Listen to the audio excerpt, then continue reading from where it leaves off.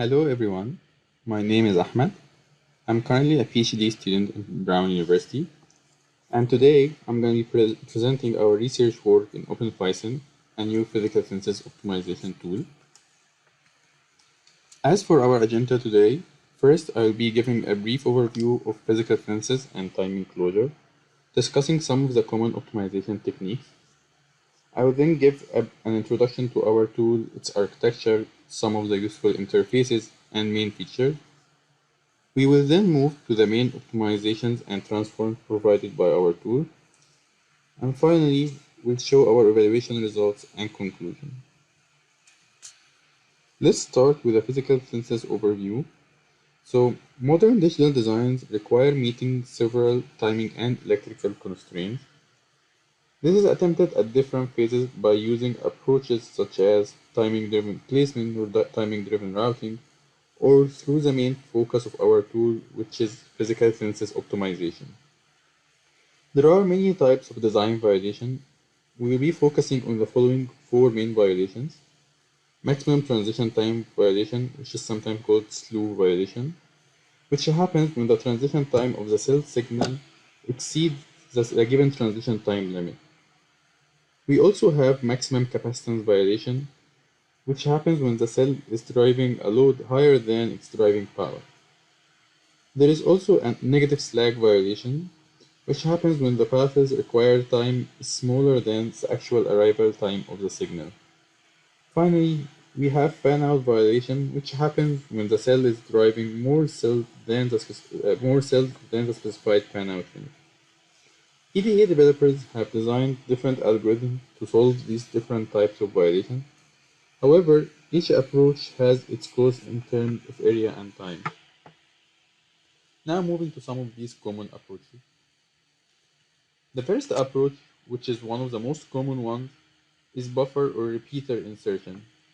In this approach, we insert a group of buffer cells in front of the violating pins to improve the path timing and solve different timing and electrical violations.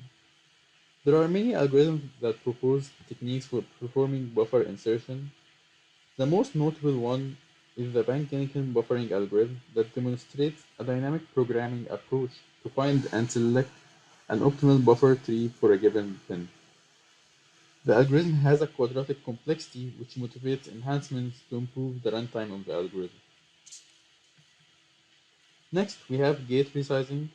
So in most standard cell libraries, a given cell usually has many flavors with different sizes and different timing characteristics.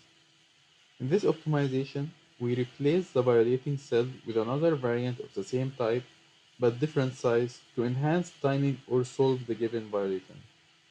The main advantage of resizing is that it has much less area and runtime overhead compared to buffering. However, it usually has stronger limitations in the level of violations it can solve. We also have gate cloning, which is an expensive technique where we duplicate a gate driving a high capacitive load, distributing its fan out between the two new instances to improve the timing.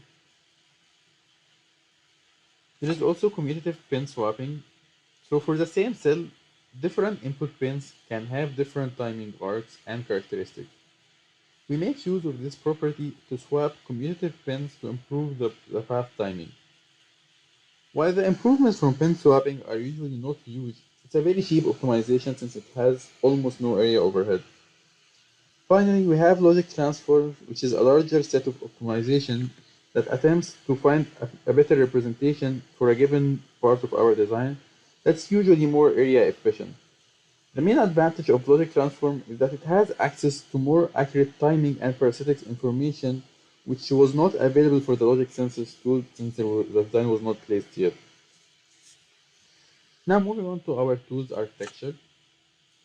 So as I mentioned, OpenPhySyn is a new open source tool that performs physical synthesis optimizations to solve timing and electrical violations and enhance the design metrics overall. As you can see in this diagram, the tool provides the end user with a tickle interface conforming to the EDA tool standard. We also have the database handler and the transforms handler, which we will discuss shortly. OpenPhySyn utilizes internally some of the popular open source EDA packages. So we have OpenSTA for timing analysis. We have OpenDB for design storage and netless data structure. We also use lef and def as I/O formats for our tool, which allows the tool to integrate seamlessly with any existing EDA flow. We built OpenPython with the main objective of facilitating the implementation process for any new optimization. Hence, OpenPython provides a very modular and extensible architecture that allows the EDA developer to design his optimization algorithm with ease without any need for deep knowledge of our code base. We also provide a large set of useful utilities and common EDA algorithms to aid and increase the productivity of EDA developers. Now we talk about the database handler, which is the main coordinator for the different parts and modules of our tool. So the database handler is the main architect between the different software components and encapsulates many of the fundamental functionalities available in our tool. For instance, it provides an extensive set of design utilities and common helper algorithms to facilitate the development of optimization algorithms. It also provides different data structures and common optimization algorithms that can be used for any new optimization flow. It also includes Steiner tree constructs which are based on the flute package to help in any wire dense estimates. We also have constraints and violation checkers that can extract and highlight the different types of design violation with a high level of flexibility. We also have a Boolean logic simulator that can perform Boolean simulation for any part of the design, which comes in handy when developing any optimization that requires analysis of the logic functionality of the circuit. It also has a timing interface that's currently hooked to OpenSTA to perform static timing analysis. And we have some parasitic interface to provide average estimates for the design wire parasitics. We also have the database interface that's currently hooked to OpenDB to store and edit the netlist data structure. And finally, the Legalizer interface, which can be attached to any placement tool to perform incremental legalization across the optimization. Additionally, the tool provides different modes for handling design violations. We have pessimistic or ideal and optimistic modes that make the optimization less or more aggressive depending on the design requirement. So the database handler provides a unified abstraction layer above all these modules to give the developer a very friendly experience. It also allows for replacing different components such as the timer engine or the database without a need for major changes in the implemented optimization. Now moving to OpenPhySyn Transforms architecture. As I mentioned, our tool follows a modular architecture. So we have a plugin layer or transform as we call it to add or remove any optimization without updating the tool's code base. The optimizations can be installed during compilation or dynamically at runtime. The tool provides a set of important transforms while allowing the user to easily add their own optimization too. These are some examples of the optimizations that we have and we will discuss shortly. Now moving to the core optimization algorithm provided by OpenPython. For the first part, we have buffering and resizing. So OpenPython includes an implementation for several buffering approaches. We have timing-driven buffering, which includes the Van Keniken buffering approach. It also includes enhancements for fast buffer insertion to improve the runtime of the algorithm. We also have a very nice utility for automatic buffer library selection. So instead of the user having to manually select the buffer cells to be used for the optimization, our tool is able to automatically select a subset of the buffer cells available in the library using a clustering technique that relies on the intrinsic characteristics of the buffer cells to find a representative set of buffers for the optimization. We also provide some modification for the original algorithm to improve the area overhead by finding a more efficient buffer tree that can resolve the presented violation. So the original buffering algorithm finds the optimal buffer that maximizes the required arrival time at the driver regardless of the cost. While this makes sense for repairing paths with negative slack, it's not necessarily needed for solving electrical violation. Therefore, when OpenPython is buffering a bin with only electrical violation, instead of finding the tree with the maximum required time that usually entitles a larger area overhead, It finds the minimum area buffer tree that's sufficient to solve the presented violation. This helps in reducing the total area cost of the buffering solution. We also provide a fast path to solve the maximum fan-out violation by hierarchical buffer insertion. All these optimization support several control flags, so you can control things like the minimum gain for acceptance optimization and the optimization effort. And finally, we have gate sizing, where we use different variants of the same cell to solve the violation. As I mentioned earlier, gate resizing is relatively a cheap but limited optimization, so we integrate it with buffer insertion to find the optimal solution for the given pin.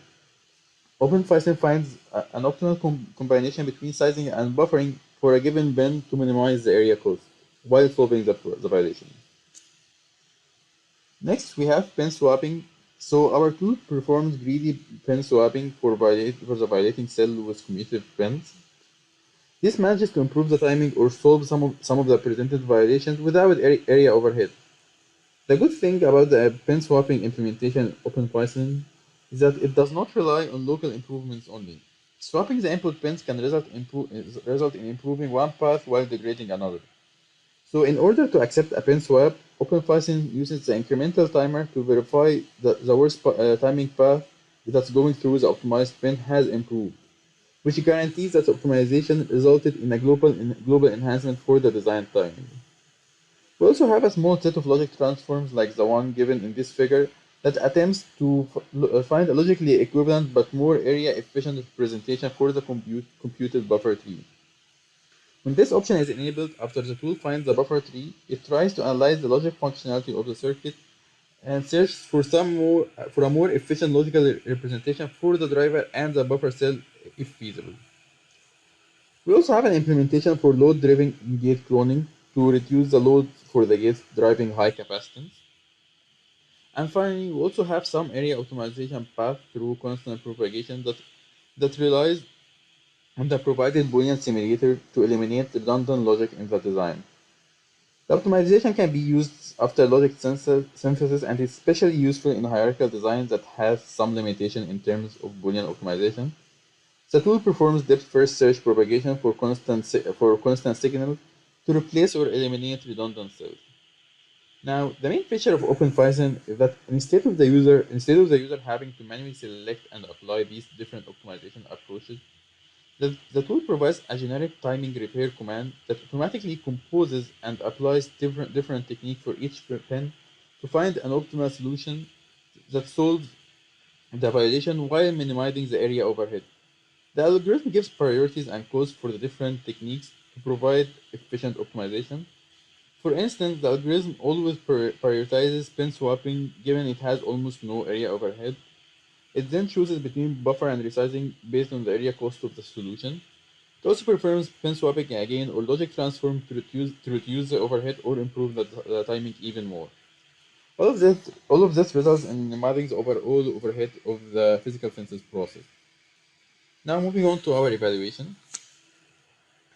So we tested our tool using different open source commercial libraries, or different open source and commercial libraries, including 65 nanometer, 45 nanometer, and 14 nanometer technology nodes.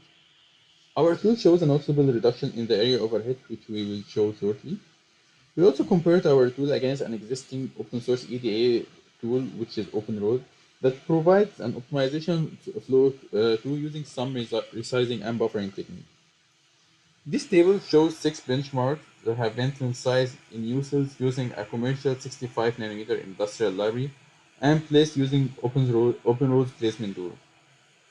As you can see, our tool manages to solve most of the presented violation with way less area overhead compared to OpenRoad, which included a very large area overhead while failing to solve many of the presented violations.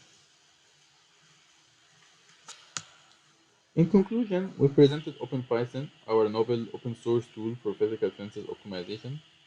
Our tool packages and enhances many of the standard EDA optimization techniques while providing comprehensive commands to fix design violations and improve the design metrics.